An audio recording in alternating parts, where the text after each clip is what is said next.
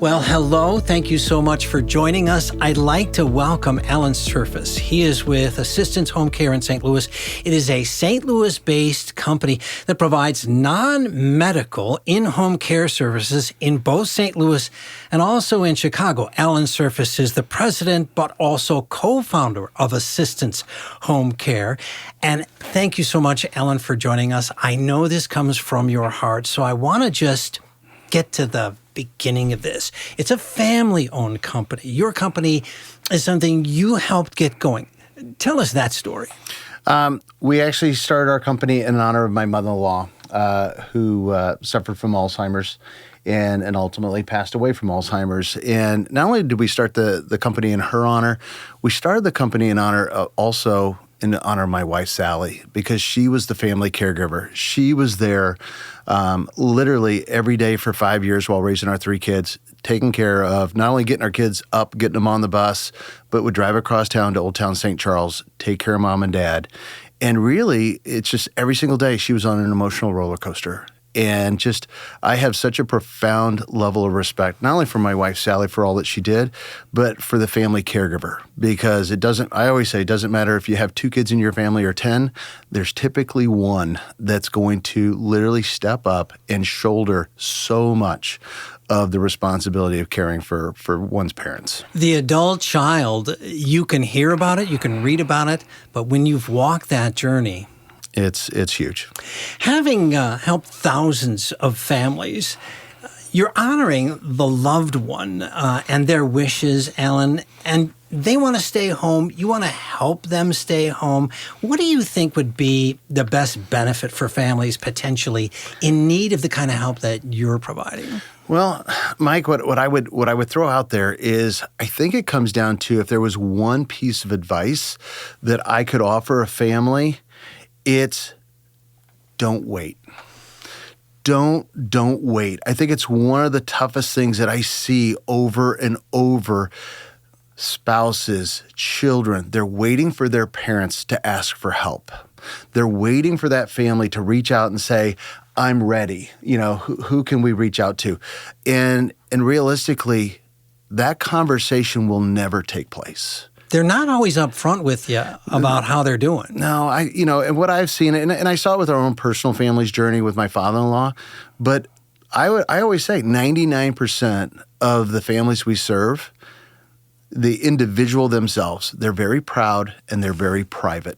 They don't want me in their home. They don't want you in their home. They don't want anybody in their home. And they don't want to admit that they need help because they have been the person, the mother or the father holding this family together for all these years. And they want to convey strength. So how do you know when to reach out? Well, it's interesting. And I heard this and it really just struck a chord with me. Is the minute you think about picking up the phone and saying, I need some help. I need to literally look into what services are out there, who can help me. The minute you have that feeling, I would say it was probably 6 months earlier. Okay. And realistically, because the family caregiver, and this is not going to sound like a flattering statement, but to me, a family caregiver is like a whale. And on the surface, that whale looks so strong, so beautiful, so put together, could do anything.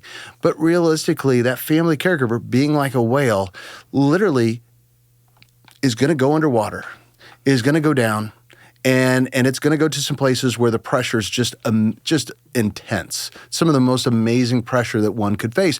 They're going to go to some really, really dark places.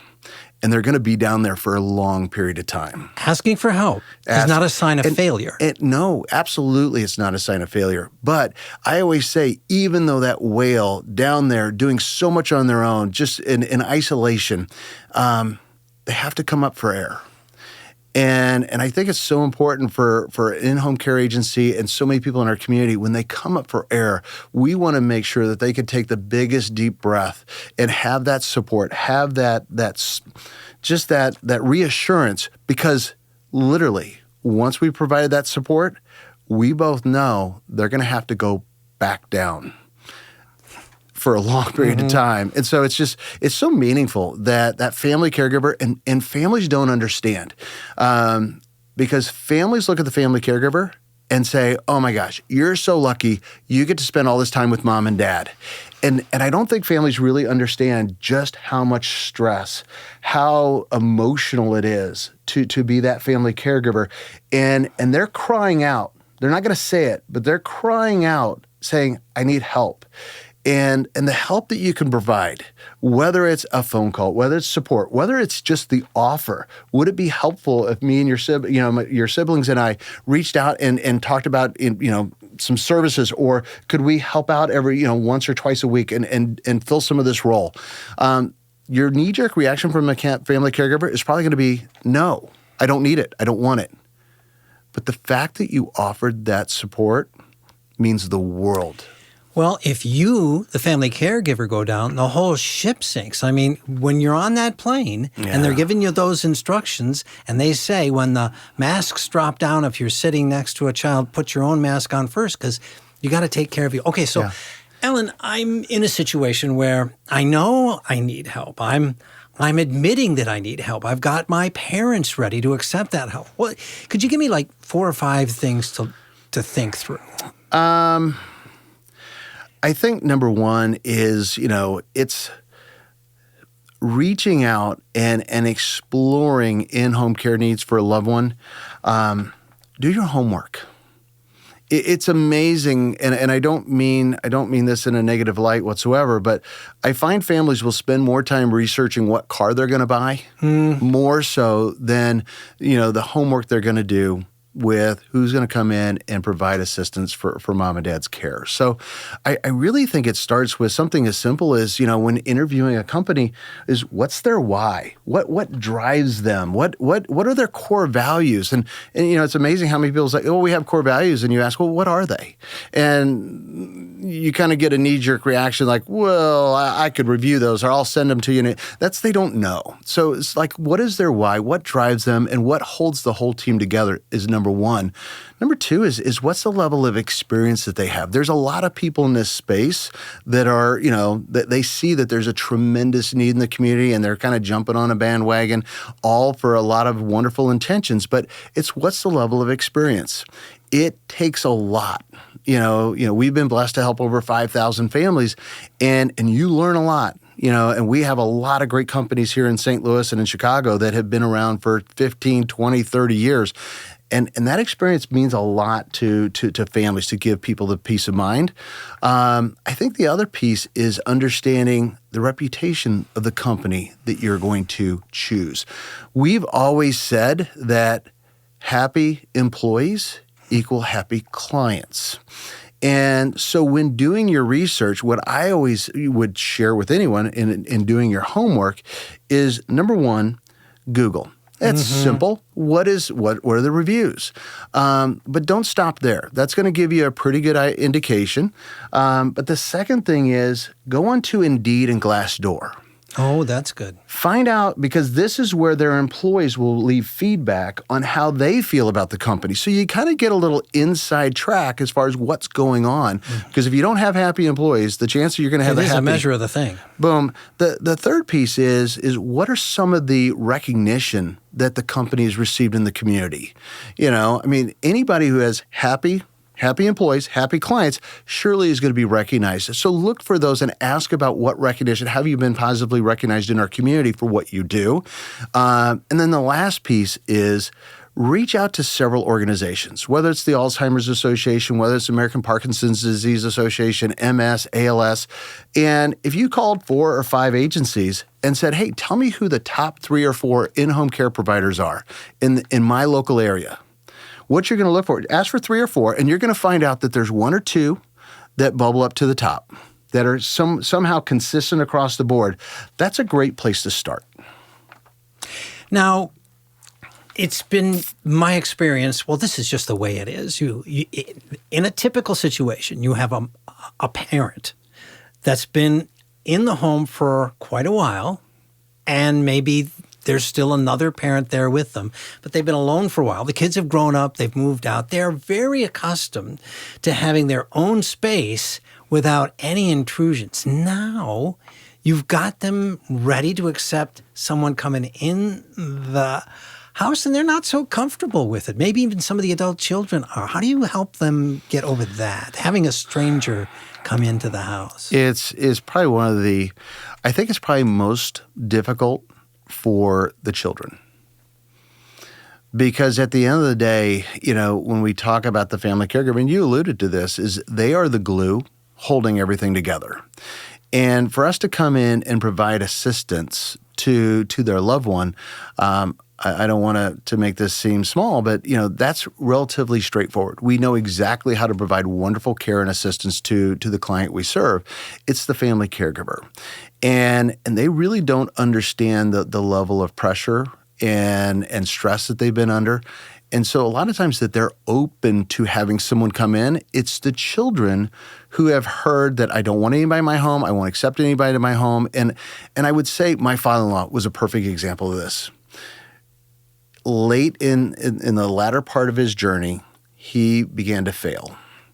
And we'd been, in this space for 4 or 5 years. We sat down and had conversations because my father-in-law was adamant. He wanted to stay at home. Mm-hmm. He's very proud, very private, but he wanted to stay at home. We talked to him about having our team come in and assist him. And every single conversation we had was, no, I don't want it. I don't need it, even though he was essentially bedbound.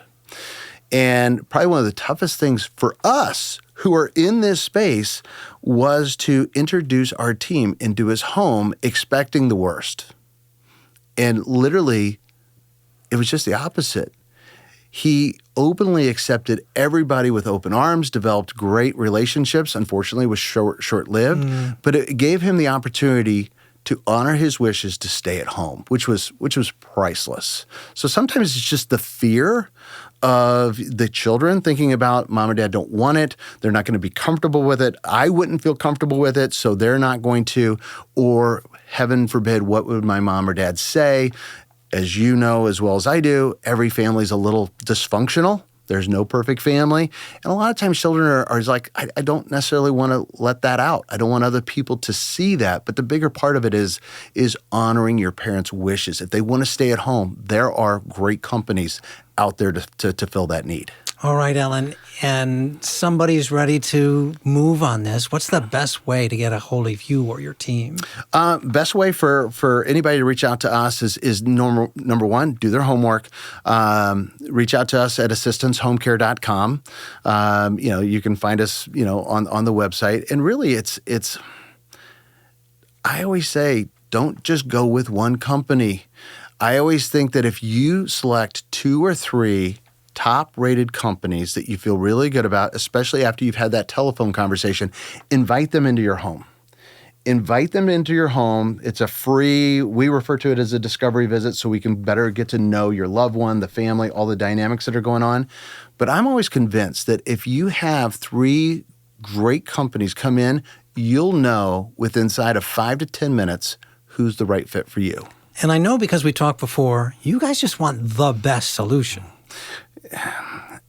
Every single call that comes in my mind and what I share with our team is, I think that's my wife Sally calling, saying, I need help from my mom. And what are we going to do? How are we going to be there to support her? Because I think a lot of times we can just think that this person just calling us around to see what the price of home care is. And they're not. They're hurting. They are hurting. They're on that emotional roller coaster. And what we can do to throw our arms around that individual, give them a great big hug, support them, and really educate them to all the different resources, whether it involves in-home care or not, because there's a lot of community resources that can help. So it's not just home care is not the only solution. Awesome. Well, we've been talking with Allen Serfas. He is the president and co-founder of Assistance Home Care. For more information, you can find them online. Thanks for being with us. And Allen, thank you and your team for all you do. Hey, pleasure. Thank you for having me. You bet. Take care.